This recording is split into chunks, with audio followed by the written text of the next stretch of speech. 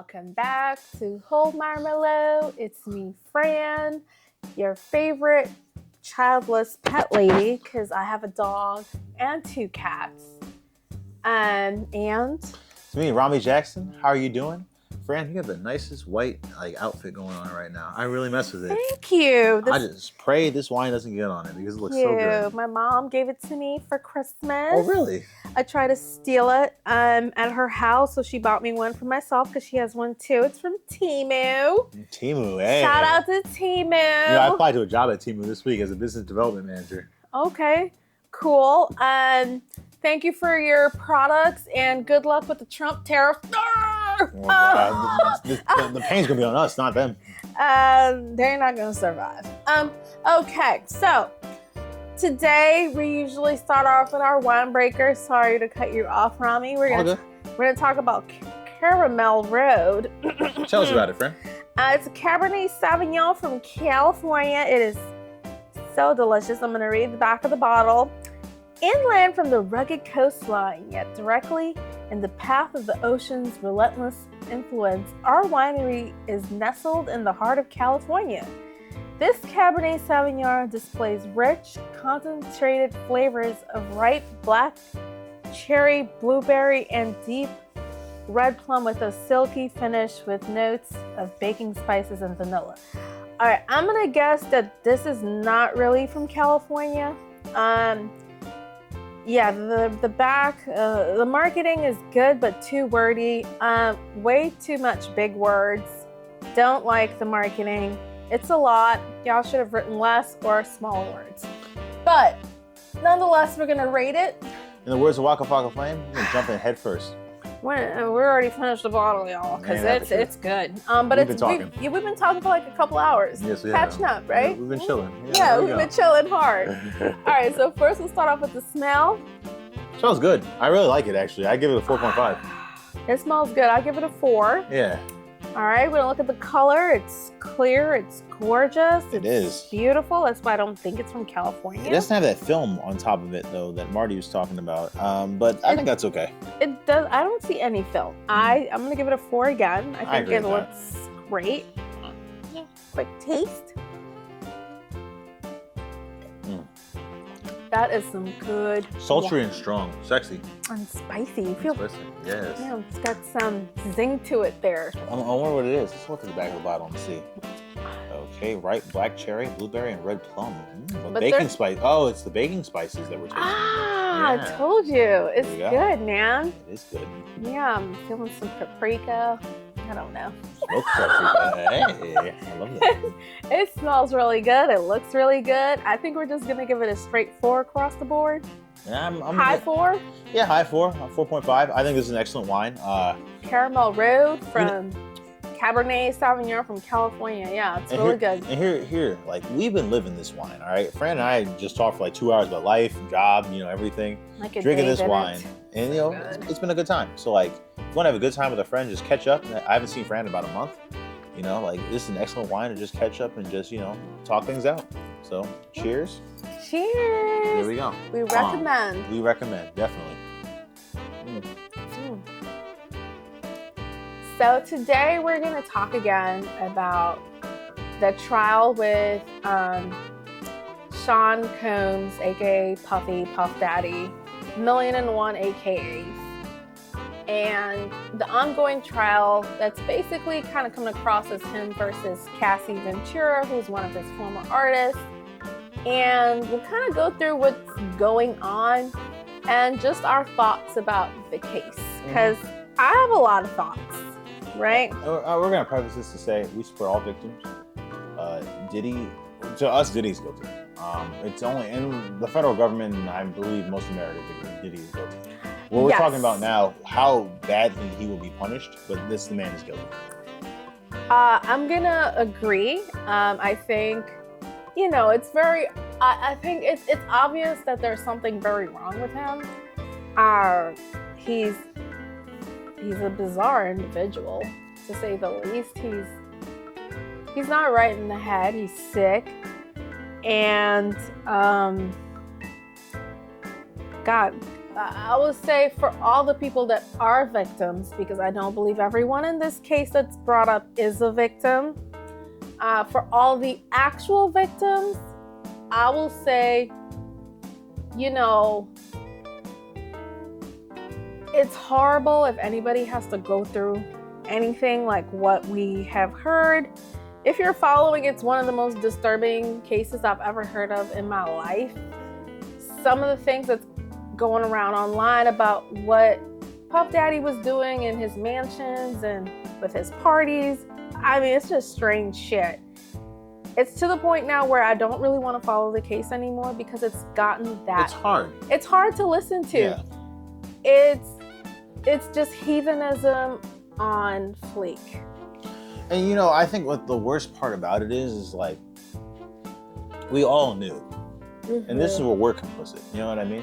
It's like R. Kelly. No, we're not all complicit. Don't say that. We're not all complicit. Not complicit per se, but like... For the people that are in the business. Yes. That know this is going on. That keep this going. Puff Daddy being one of them. Those people are complicit. And the people who continue to feed the industry and to feed people like Puff Daddy victims.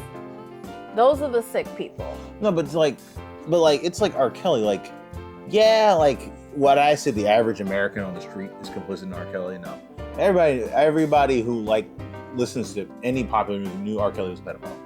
Like, we all knew that. I didn't. We all knew R. Kelly was like a criminal. We all knew R. Kelly. Who was listening? Well, tell me, I didn't get it. Yeah. He was called the Pied Piper of R&B. What does Pied Piper mean? How would I know what that means? Pied Piper is not fantasy. What are those called? Not nursery rhymes, not fantasy stories. It's like a children's story about like this guy in Europe who plays the flute and he leads all these kids, but then he secretly leads the kids all off this cliff. Oh no. Yeah, and so it's like, it's a reference to this person who has power over children, but for nefarious reasons. Oh. Yeah. That's weird. Okay, that I did not know. Okay, so I'm gonna just give a brief history of Puff Daddy so people can just kind of understand where he came from and the kind of environment that he grew up in. Mm-hmm. I want to say Puff Daddy is in his 50s. He's 55. 55. So he's born somewhere around I want to say late 50s. No, 1970. 1970, you sure? Yeah. Okie doke. Anywho, he's in his 50s. Google when he was born, Rami. I think you're going to... No, he's 55. I literally looked it up 10 minutes ago. Oh, okay. All right, so he was born in 1970, and he grew up in Harlem. Harlem in the 70s. It was a rough spot. Yeah, it was rough. There were some good things, obviously, that came out of Harlem. But yeah, it was a rough spot. His father was a drug dealer. I kind of forgot what his mom did. I know I looked it up a while ago when we did the first episode on the Diddy situation. So you could also look up our older episodes if you want to see the first time we talked about Puff Daddy. But his dad was a drug dealer. I want to say he got murdered when he was about 3 years old and his mother raised him. His mother sent him to Catholic school, where I want to say right now the school that he went to has been possibly reported as having pedophiles in that school, and Puff Daddy was an altar boy. Not trying to excuse any of his behavior. No, but he was. Trying to lay down, and I mean that I don't mean that physically. I mean if you're an altar boy and they're pedophiles in a Catholic school, you're in the epicenter of the hurricane. Right. It's over. Right. So we're not saying that anything happened to him. We're just saying it's possible that he was molested in school, and he went on to, I want to say Howard University. After he went to private Catholic school, he went to Howard University and dropped out. Puff Daddy and Howard University was known for throwing these really big parties. He was a big party guy. He had really nice crowds, big shows, and He was basically a hype man. He was a big hype man. He was well known for being able to draw a crowd. Mm-hmm. And one thing about entertaining, he was very good at entertaining. He's very charismatic. And he's able to catch people's attention. Yeah. Now, he tried to parlay that into a rap career, but it didn't go anywhere. And I think even Diddy himself admitted later that rap really wasn't his calling. Like, he was doing it because it was popular, but he himself wasn't actually that good at it. Right, and we can all admit that his songs just don't really hit that way. But as a producer, yeah, he was perfect. Right. And Diddy had a good ear for talent, and that's one thing that we can give him. Like, right, we can give him that. I want to say he started at Uptown Records. I think so, and he got fired, right? Yeah. Don't quote me, but he started at a couple of record companies. He started off as like an intern, and he would move really quickly up through the ranks. I want to say he went to 2 record companies, and the second one he got fired because he was just taking over. Yeah, he was doing too much. He was doing too much. He was doing too well. He got fired. He got let go. But by the time he got fired from his second record company, he knew how the business operated, and he started Bad Boy Records. Now, if you know Bad Boy Records in the 90s, by the time he was kind of up and coming, he, like you said, like Rami said, he really knew how to listen out for those people that were going to be the big hits. He knew how to really spot talent. He scooped Biggie. I'm going to list the artists that have come out of Bad Boy Records. I mean, there are plenty. There's Notorious B.I.G. Obviously, there's Cassie, Faith Evans, Rick Ross, Mace, Craig Mack, rest in peace, 112, French Montana, Shine. I didn't know this, but Machine Gun Kelly, okay. Black Rob, Carl Thomas, Mario, Jada Kiss, Fabulous, Total. Fabulous from that? I don't know that, huh? OMG, I think in the beginning he was, yeah. There's Foxy Brown, huge star back in the days. Lil C's, there's Janelle Monáe, I did not know that. Styles P, which means the locks were basically under him for a while. Chic Luch, also another part of the locks. Bow Wow, Jeezy, and New Edition. Now, obviously, there are other people who are underneath Bad Boy Records, but those are some of the biggest names that are actually, I want to say some of them are still making music till this day. Rick Ross is still making music. French Montana is still making music. Is he really? Man, I'm so tired of French Montana. I want to say, it's not like but still, he is still relevant. Is he? No, he's not. He's yes, he is. He's like a D-tier artist. Stop it. You're being a hater. I feel like you be hating on light-skinned dudes. All right? And you just hear one of yours and you're like, not him. There can only be one, all right? Only Drake. Okay, but these, Puff Daddy's responsible for some of the biggest careers in rap. And I want to say some of the biggest careers, at least in the 90s. And then wasn't Lil' Kim under him? I feel like that wouldn't surprise me, because if Biggie was there, probably Lil' Kim was also there. Yeah, I want to say Lil' Kim was part of that group too. And then, yeah, wow. Yeah, I'm pretty sure Lil' Kim was under him as well. And she was a humongous star in the 90s. She's the baddest chick in hip hop back in the day. They try to put her against Foxy Brown, but I'm like, listen, Foxy, I love you, but Lil' Kim just... Yeah, but also Lil' Kim was her. 2 different generations. I would never. Oh wait, you're right. Foxy Brown and Lil' Kim. I'm thinking of Nicki Minaj for some reason. But anywho, Puff Daddy's responsible for some of the biggest careers in the 90s and early 2000s. He also, I want to say, along the way, started a fashion brand called, I want to say, Sean John. Mm-hmm. And that was a huge brand back in the days. I mean, he was selling clothes and everything from... He was like Martha Stewart, basically. They got into liquor. Like, didn't he blow up Ciroc? Yeah, I want to say Ciroc and some other liquor products as well. And he also was on, I want to say, a couple reality TV shows. I want to work for Diddy. All right, listen. Create bands. If I go to hell for this, I deserve it. But like, I Want to Work for Diddy was a good ass show. I enjoyed every episode. In middle school, Rami Jackson enjoyed every episode of I Want to Work for Diddy. Right, and that's okay. It was entertaining. It was the Black Apprentice. Making of the band, I enjoyed it. I thought it was a pretty decent show. I mean, it was a little mean-spirited sometimes, but it was entertaining. The guy was, I want to say he was the blueprint for a lot of the rappers afterwards. They were like, because a lot of rappers didn't make a lot of money in the music industry. I feel like after Sean Combs came out with Well, after P. Diddy came out with Sean John, I feel like then Rockaware came out, and then Beyonce did like, what was her brand called? Darion. Then Nelly came out with, I think, Apple Bottom. No, but I'm just saying. That's awesome. But after, I think he was the original like brand for the music industry that came out. Because I feel like everybody else kind of modeled themselves after him. I mean, Rihanna now has makeup lines. She has Fenty, and she has, she has a makeup line, and she has Fenty, which is basically taken over even Victoria's Secrets to some extent.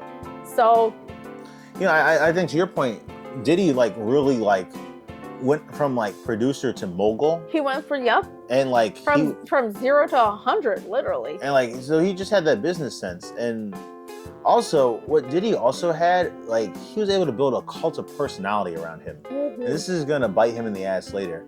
But like, that's really like the mogul status is what really parlayed him into this criminal enterprise, where now he has all these RICO charges on sexual, like, human trafficking. Right. He has basically it's racketeering, sex trafficking, extortion, domestic violence abuse, prostitution, drugging people and forcing them into sexual acts, essentially rape. Yes. Amongst many other things, attempted murder. Attempted murder. He blew up Kid Cudi's car. Right. A myriad of allegations are against Puff Daddy. So Diddy's recently had his day in court, and what Fran and I are going to discuss now are basically like just the events of this. So Cassie gave her testimony in court, like say about a week or two ago. Right. It was impactful. It was in the news. She got a lot of publicity from it, and it was, from what I hear and from what I've read, it was very powerful. It was very powerful and also very bad. Like you know, we already saw the video where like Diddy beat Cassie so badly that she was on the ground. Which was like you know how bad it is, where like if you beat a woman so badly, the federal government's like, all right, well, you know what, we gotta get up and actually like we have to arrest her. Right, but why was he beating her? Why was he beating her? Yeah. Because they were having a Diddy party in a hotel room and she ran away. Okay, so Puff Daddy's being accused of having these events called freak-offs. Freak-offs. And essentially what a freak-off is an orgy, a heathenistic orgy, where anything goes. And when I say anything, like I said, I think I'm gonna stop following the case. That's how disturbing it's gotten. So the freak-offs start, I'm sorry, friend. Go ahead, no, you go ahead. No, so the freak-offs start with, according to testimony from victims and participants, the freak-offs start with people drinking a lot of alcohol and doing a lot of drugs. And now sometimes this is consensual, like some people who want to come to the freak-offs, like they drink and get high. But a lot of people, they don't know they're getting that drunk or that high. They might have a drink. Let's not say a lot of people. Let's say some people. Yeah, okay. We don't know. That's true. All right, so some people like, because some victims have said like, oh, you know, I thought I was having like a glass of champagne, right? But I didn't realize it was laced, like the champagne was laced with like drugs or like Quaaludes or some shit like that. Yeah, I think probably Quaaludes. Yeah. And so after that, once that happens, they like start like basically fucking, consensually or non-consensually, depending on who you are in that situation. For example, there was a freak off where Diddy's son King Combs was he was indicted or implicated in basically trying to drug one of the staff who was working the freak off. She was like a bottle girl or like a waitress. Right. And it was happening on this yacht, and he tried to drug her with like some laced champagne or something. I think you're talking about one of the people that was part of a making of one of the bands. Yeah. Okay. You're talking about one of the. I think. Okay. So basically, he kept trying to give this girl this drink. Yes, exactly. Right, and he just kept pushing it on her, and she found it so weird. Yes. And I want to say she took a little bit of it, but not enough maybe to get her out of her consciousness to be able to get into the freak-offs. But she tried to get off the boat. She fought to get off the boat. She was like, the staff kept looking at her really weird, like, what are you doing? Like, why are you trying to get off the boat? Like, everyone was so complicit in these bizarre things that they were doing on boats and in homes. Like, there's a whole staff that were involved in buying all of the drugs and buying the baby oil and, I don't know, like setting up the space for these events. There's a whole cleanup crew. I mean, it's just, the whole case was just so strange. But in that particular case, she got away, but not without being, I want to say, partially sexually assaulted and also like groped. And, yeah, I think he groped her. And she just felt like really dirty afterwards. Don't quote me. I want to say the sex didn't happen, but there were some weird things that happened to her. And she did escape, but not without feeling completely violated. And of course, she was like, she saw that what happened was people would start drinking and then all of a sudden they would just get really loose. And Cassie, who's on, I think, the main star witness of this case, talks a lot about the very many freak-offs that she had been to. And now, I'm going to say this as carefully as possible. There is a little bit of rumor and some evidence that Cassie participated in ways that are a little beyond her testimony in these freak-offs. Now, that does not mean that she's not a victim. Yes. It's like she was preyed on and groomed by Diddy when she was underage. Yes. She says that they started dating when she was 19 and he was like 28 or some shit. I highly doubt that. But like, I agree with you. That is not true. Let's see when they met, because to me, we were talking earlier, and I just feel like the more I watch how some of these artists come about and all the rumors about them, it seems like a lot of them come around like right before they hit like 18. So Yes. they're like 13 to like 16 years old when they're found. Yes.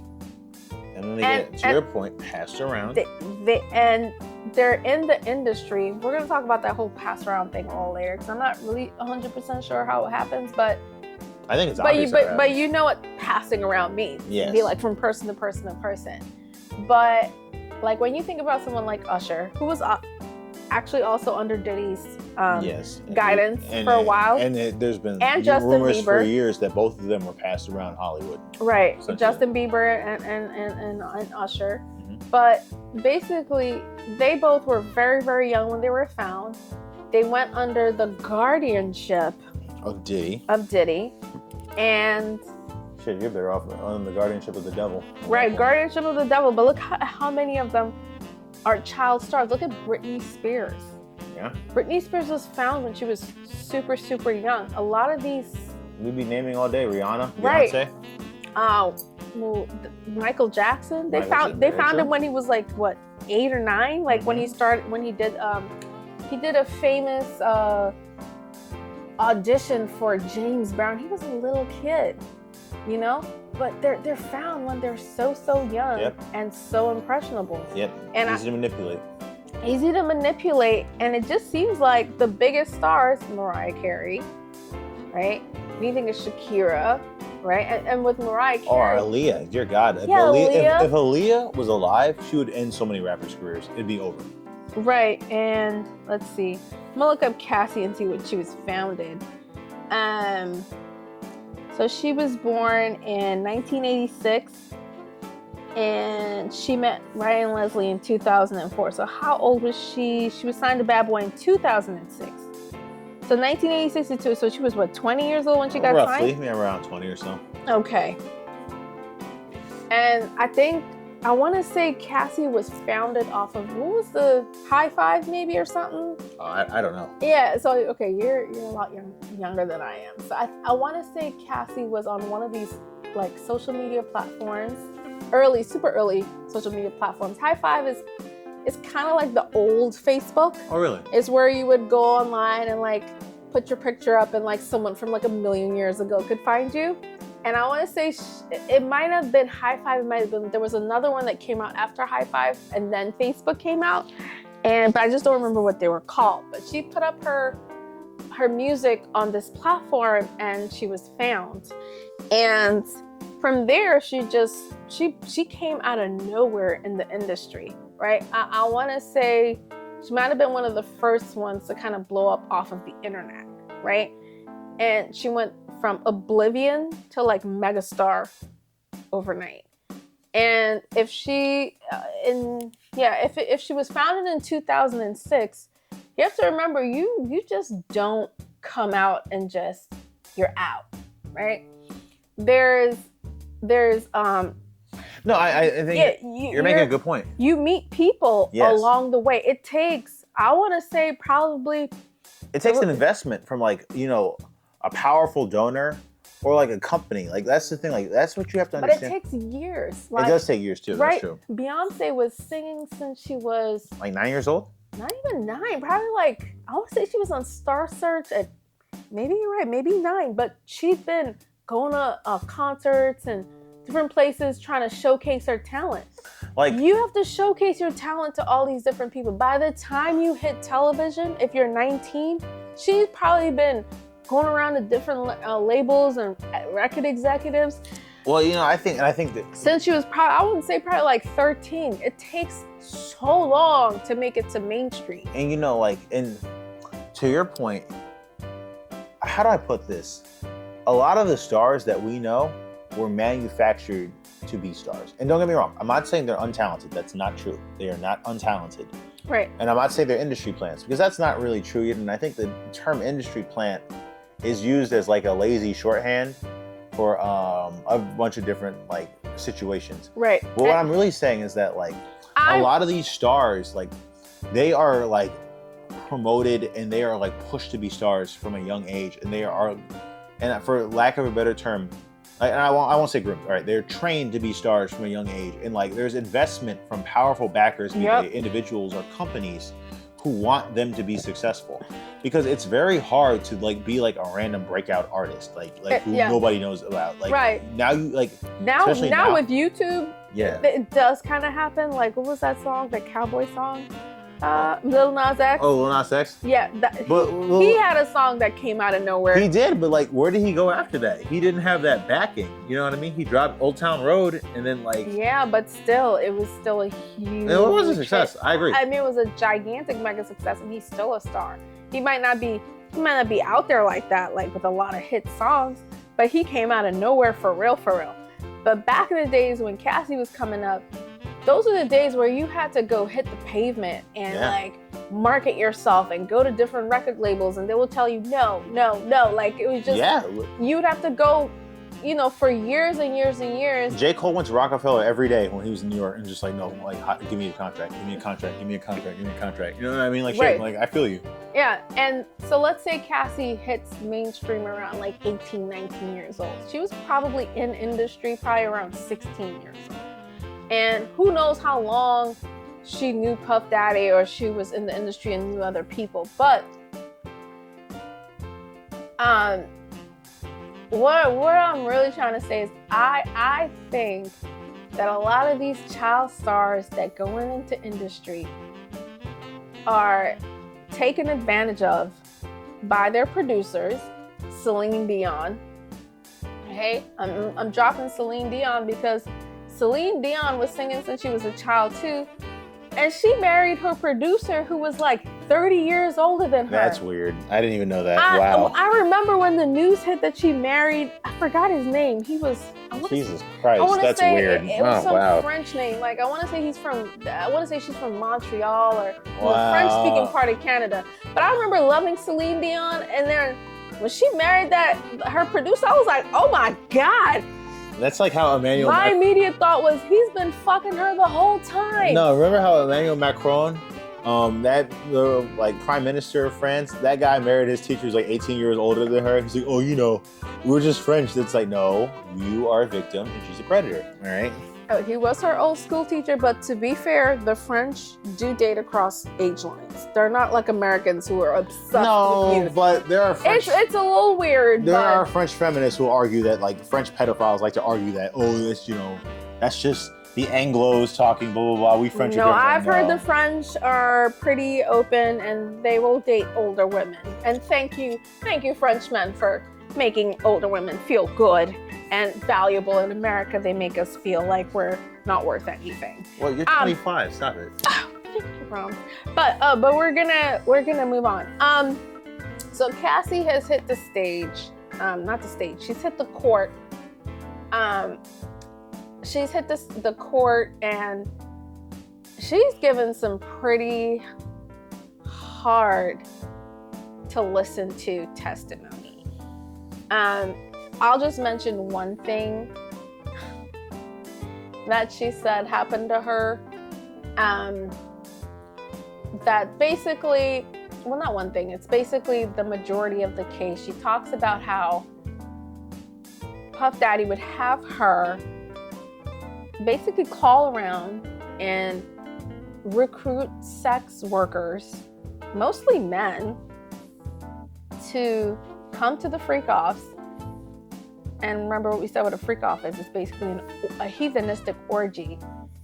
And they would come and they would all get high as balls together and they would all have sex with her. Puff would be on the side doing his whatever, touching himself, as she would basically be. And can I just talk about that? Basically having sex with other men. That's the weirdest thing. Like, I hate to say it, because she would be arranging her own assault. That's how you know it's not even about like him fucking. It's about this appeal to other men. That's what's most important to him. It's not like Diddy was abusive and then just would like fuck her or rape her or whatever. You know what I mean? Like, that'd be one thing. But like, then he would have other men assault her while he touched himself to her like being assaulted. That's like, to me, that's the weirdest shit about it to me. I think there's also another strange aspect to their relationship. Puff Daddy was with Nicole Porter. Is it Nicole? What's his partner's name? He had another partner.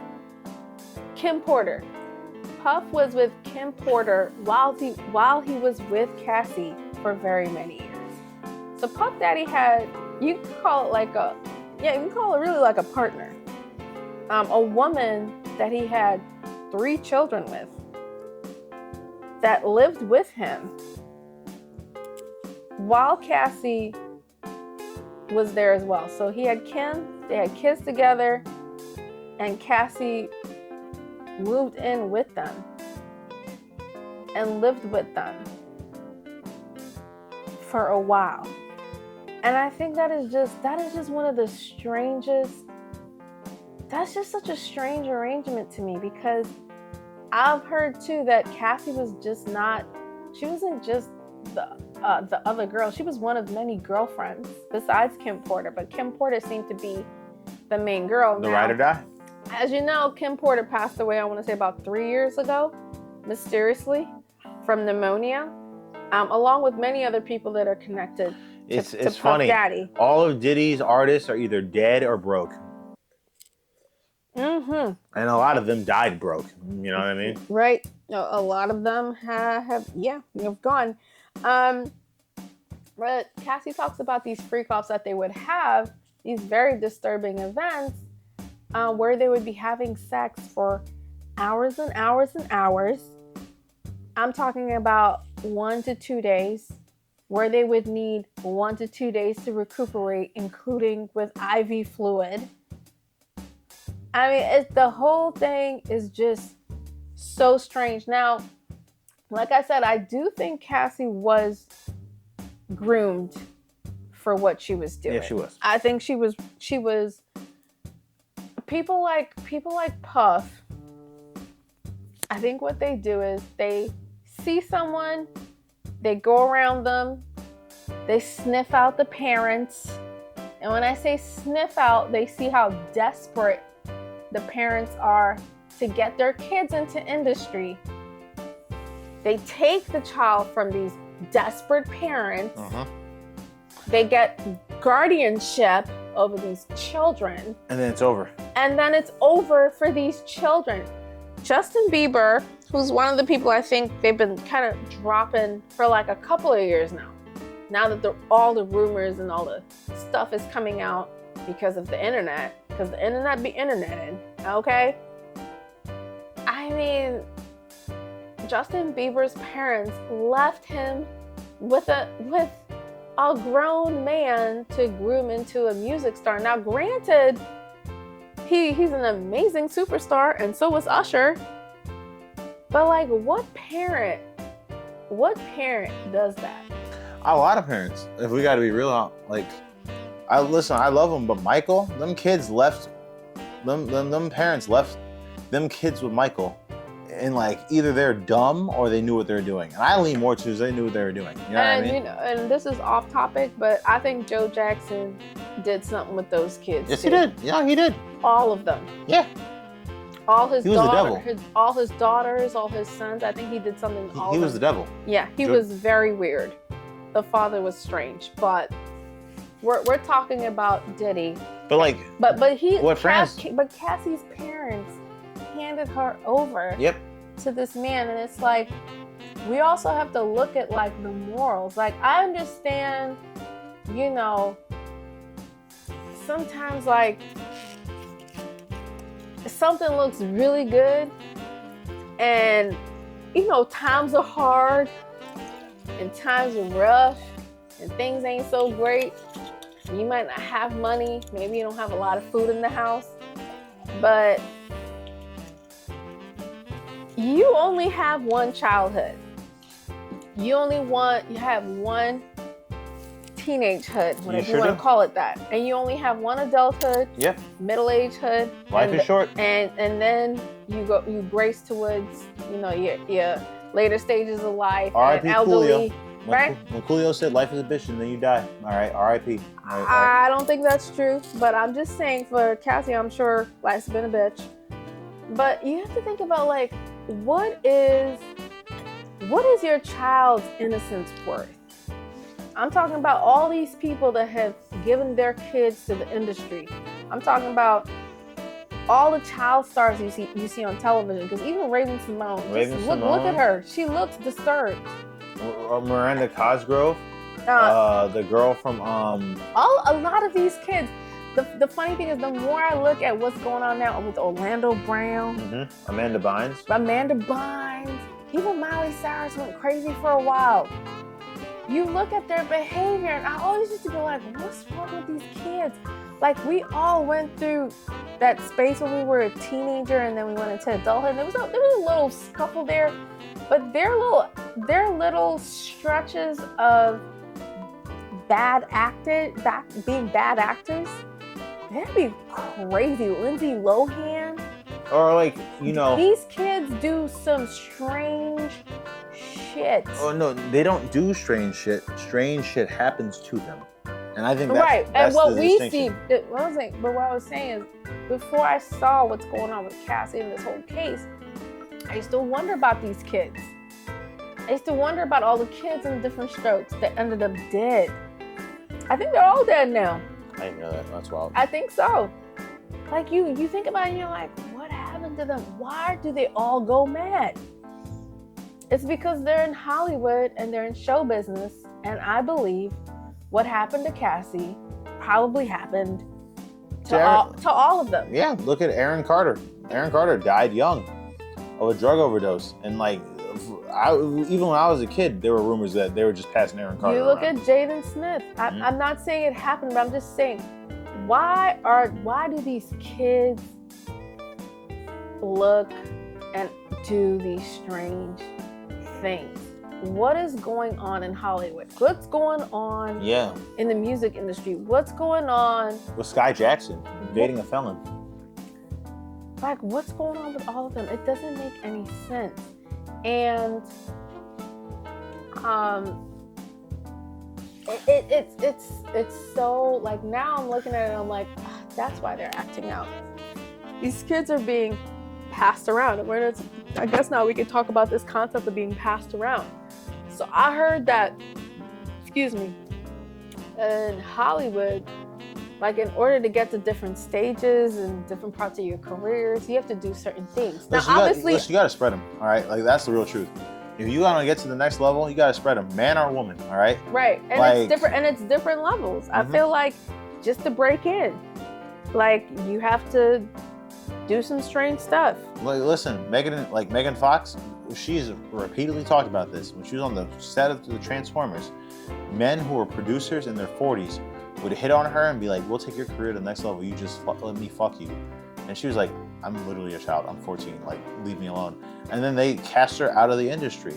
All right? Like, like if you want to get to the next level in Hollywood, in a lot of cases, you're gonna have to just either open those legs or fuck somebody, and it's just like it be what it be. It sucks, but like that's what it is, and like I think like we think humans are complicated, and they are, but on some level, humans are simple. Yeah. Like sex is cool. Lots of people like sex. All right. I like sex. All right. I like sex too. On occasion. On occasion? Oh damn. Okay. All right. But Rami's right. Like, I feel like, I mean, my childhood wasn't super complicated. I had some. Fran, you were literally the child of a genocide. I think your childhood is more complicated than most people. Rami, I left Rwanda in like 1983. Like, what? Marty, take that out. I have family that have been through a genocide. I don't know anything about that. Like, I know people who've been really severely affected, but my life has been great. There you go. Okay, I'm from the burbs. The burbs. Okay. Silver Spring, PG, Pretty Girl County. Mo County. Oh, Mo County? Never mind. That is Silver Spring. Silver Spring. Well, PG is well, whatever. But I'm talking about like. I feel like when you're growing up, like I remember, I'll say something strange that happened to me when I was a teenager. Right? It's nothing heavy, right? No trigger warnings. But I remember when I was 17, one of my mom's friends tried to marry me, right? And when I say my mom's friends, I mean like my mom's peers. So no, Fran, that's weird. He was probably like, I want to say like late 30s, maybe like 37, 38 years old. And he came to our humble apartment, because we come from humble beginnings. And he sat down with my mom, him and his best friend, and he offered my mom a cow to take my hand in marriage. That's weird. Now, my mom's Rwandan. I was born in Rwanda. I know I sound American, but I've been here most of my life, all right? I remember when my mom told me, my mom was like, my mom's very educated. She was like, this guy thinks we're still in Rwanda. He's weird. In Rwanda, he could have taken my hand in marriage easily with a cow. He would come to the village and he would give the family a cow, which is worth like $1,000 US. And he'd be like, I want Francine. And I would have to go with him because that's just the way things work there, because it's a simple life. At least back then, it was a simple life back there, right? And I just remember the two of us like laughing. Like, are you serious? This guy was really serious. And the funny thing is, he came over our house so much, I thought he was in love with my mom. That's hysterical. When she told me, the funny thing is, like, she told me, she was like, you're not gonna believe what so-and-so asked me today. So the thing that came out of my mouth was, he asked you to marry him. And she was like, no. No, sis, he wants to marry you. And I was like, my God. It made me so sick. That's disgusting. It made me so sick because the other thing too is, his soul is pissed. This guy probably knew me since I was like 13. He's disgusting. So it was like he saw me since I was like a child, literally. You were still a child. Like literally like flat, like, and I was awkward. I wasn't even like a cute teenager. It's about control. It's disgusting. But just hear me out. To me, I'm like, if I was a little voluptuous, and not even something voluptuous. Hear me out. Hear me out. Obviously, something's wrong with him, right? But I'm just saying, I just was pimply and skinny and dorky. It's about control. I had like buck teeth. I was so childlike. Yes, which is what he likes. It was so gross. I was so grossed out and I was so confused because I was still in high school. And I was like, ew. That guy, I would never even think about him. He's so not even that he was disgusting. It was just. He is disgusting. It was creepy. Nobody as a kid, I was like, oh wow, that's weird. But anyway, that's something weird that happened to me as a kid. But I'm telling you, my mother would never, ever leave me or any of my siblings with a stranger to groom into anything, like at an age where you're still like vulnerable. Yes. Do you know what I mean? Yes. And especially a grown man. Yes. It's bizarre. It's beyond bizarre. These parents that leave their kids with people, and I think they're actually called, there's a name for them in the industry. They're called handlers. I think that's the word. That's insane. Handlers. Now, when you're in the industry, whether you're a child star in Hollywood, I think, or the music industry, you're giving off to people who are handlers, and I believe the handlers are supposed to be your protectors. So they're supposed to be people who are like protecting you from the bullshit. The bullshit. Right? And the pedophiles and these horrible people. And essentially what I think they're doing, it's just pimping them out. They're pimping out these kids. This shit sucks. They pimped Cassie. This is literally a pimp and his hoe situation. Yes, pretty much.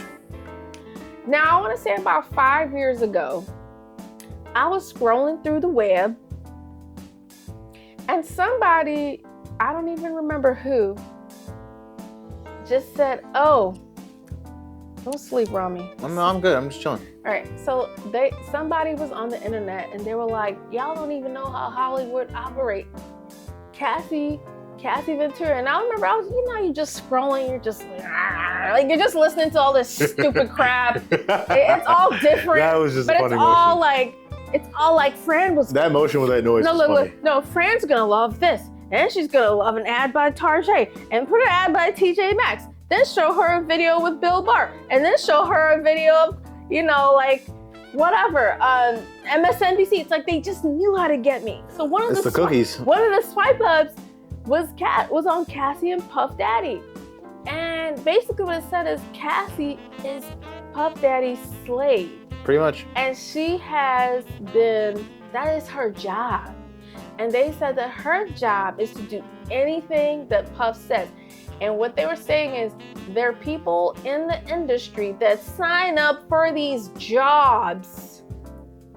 That's crazy. To be the slave. They're talking about she carries his luggage. She carries his luggage? Yes. She does everything he wants. Any and everything he wants. That's how you know. You have to think about it like... That's how you... hold on. Like real slave shit. No, hold on.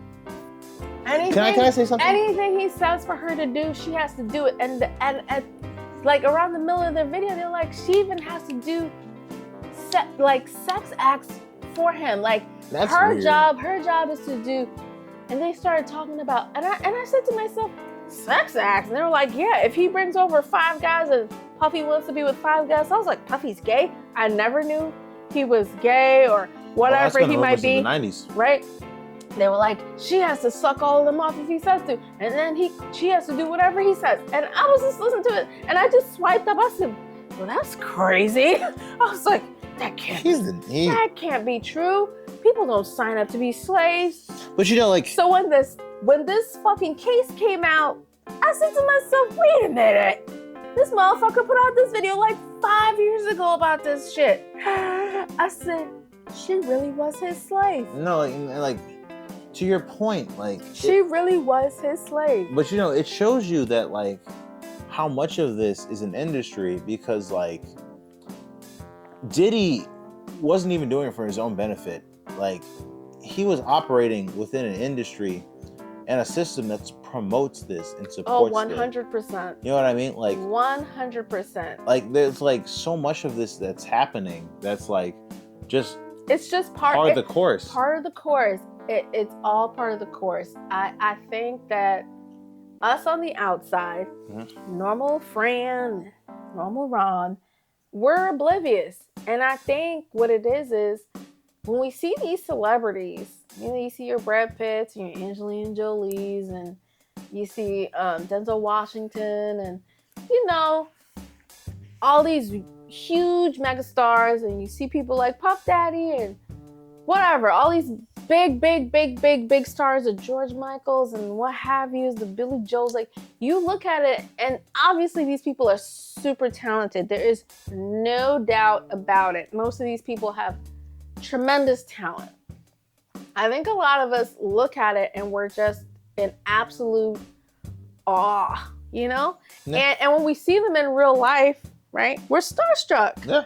We're like, oh my God. I can tell you, I lived in New York. I was starstruck for like a couple of years. And then I realized, well, you're in New York. So in New York, there's stars everywhere and they hate it when you approach them. But I'm just saying, you're starstruck when you see these people in real life. You can't believe like you're in their presence and you feel special.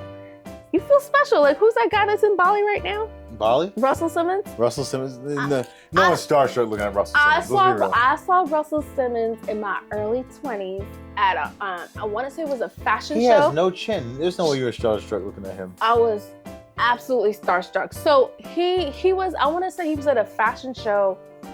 Of course he was. Trolling for some model. I want to say, I forget like what the event was, but I think it had something to do with fashion. And I just remember like, I was like waiting to see this guy because he had Fat Farm and his wife had Baby Fat. And around that time, they were like a couple of the biggest brands in the country. And in New York, I mean, I couldn't afford any of that stuff. I used to shop at these really cheap stores. It was just neat to see the people behind the brand. And I just remember when he walked by, I was just like, oh my God, I'm breathing the same air as Russell Simmons. It's intoxicating. And I say all that to like kind of just bring about what happens to people like Cassie and all of these younger artists that are coming up and younger child stars that are coming up. What happens to them when they come into the sphere of these megastars? They're starstruck. Their parents are starstruck, right? And it's really sad, but I really feel like with a lot of people, especially when they have aspirations, like all morals go out the window. You know, and they start thinking about, well, you know, the mortgage, college, my kids, my family, life in general. It's fucking expensive in America. Oh my God. You know what? That's just the reason why we all gotta be like Gucci Mane. We gotta just go to jail, become better people in jail, leave jail, and then just never go back.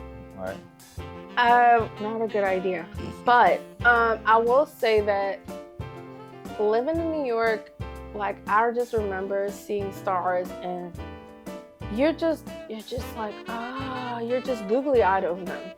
And you can't believe you're seeing them somewhere. And I think with Cassie and Cassie's parents, they're just like, yo, we're in it for the fucking money. They got starstruck when they saw Puffy, because Puffy was huge. He was. By the time Cassie was in the picture, I want to say Biggie had died. No, he was dead, yeah. Right? But his music was still huge. He was like dead for a decade. 2004? Yeah, he was killed like 94, 95. Okay, but still, he was still a pretty known, well rapper. We're still talking about Biggie till this day. Puffy was just like around 2004. I want to say Puffy's era ended around I want to say early 2010s, like around 2008, 2009. I feel like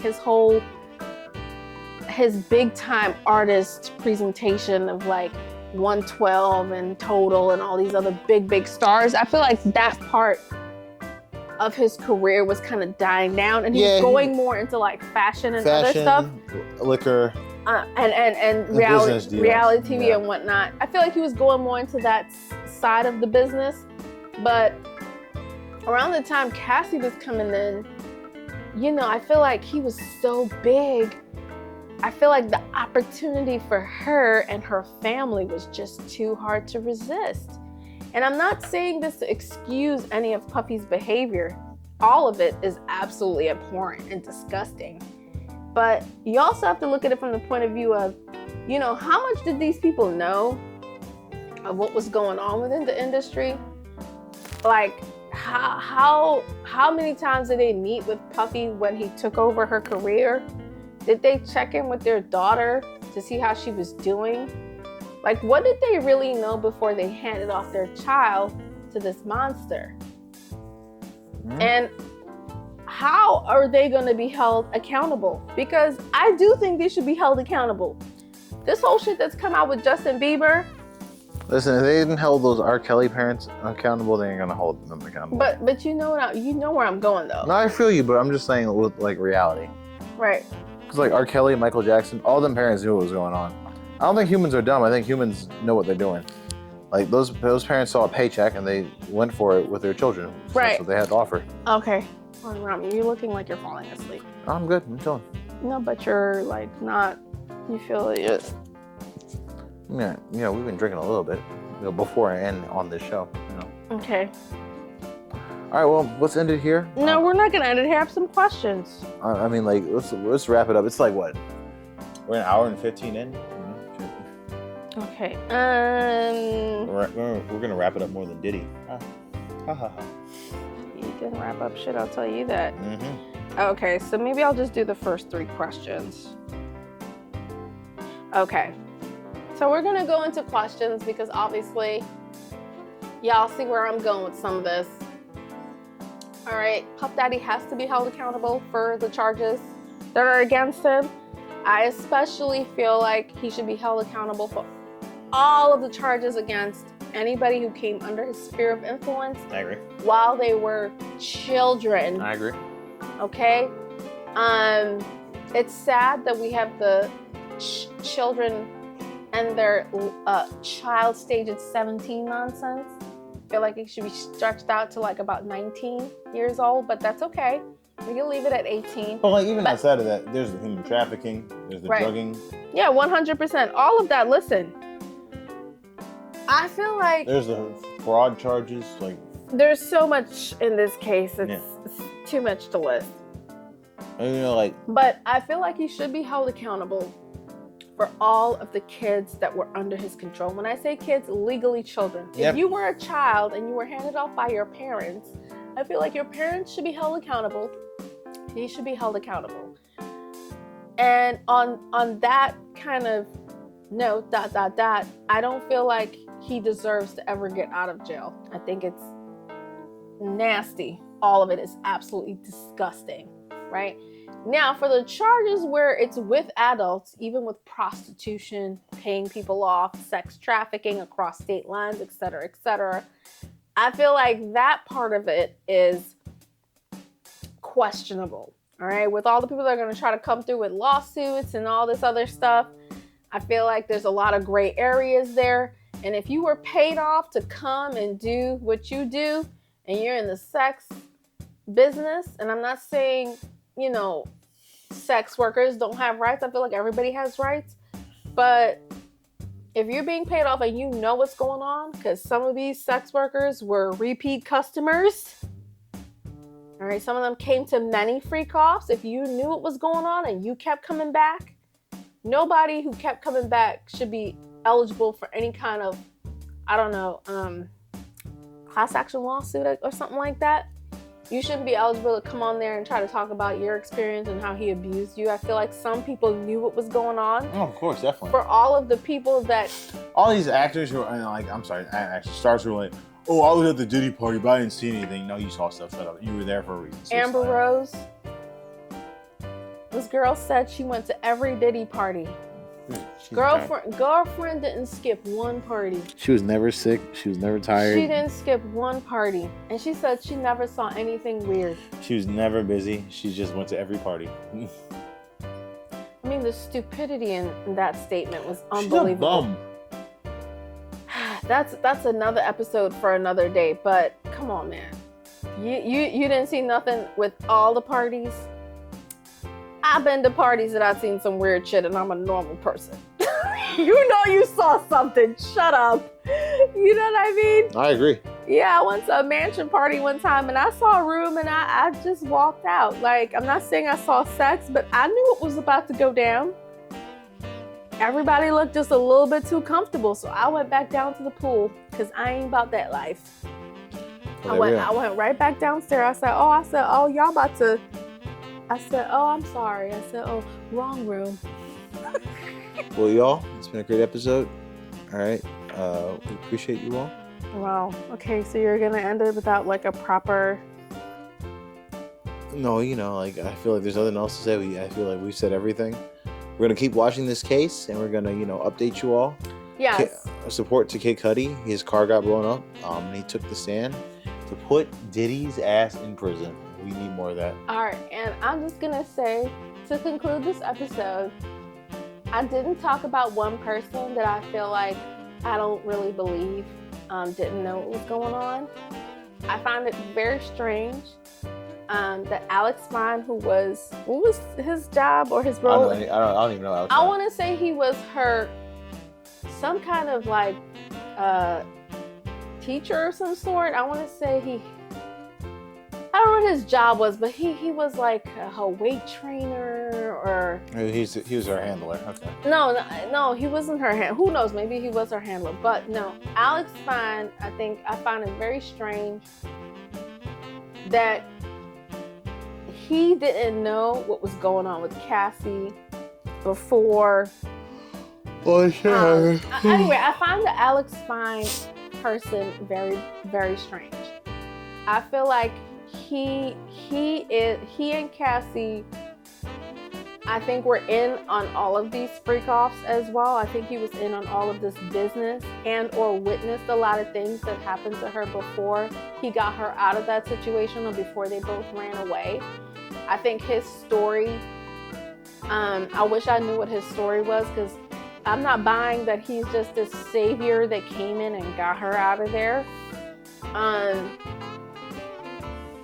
I think he's complicit in some of the actions that they're talking about with these freak-offs. I think he's part of these freak-offs.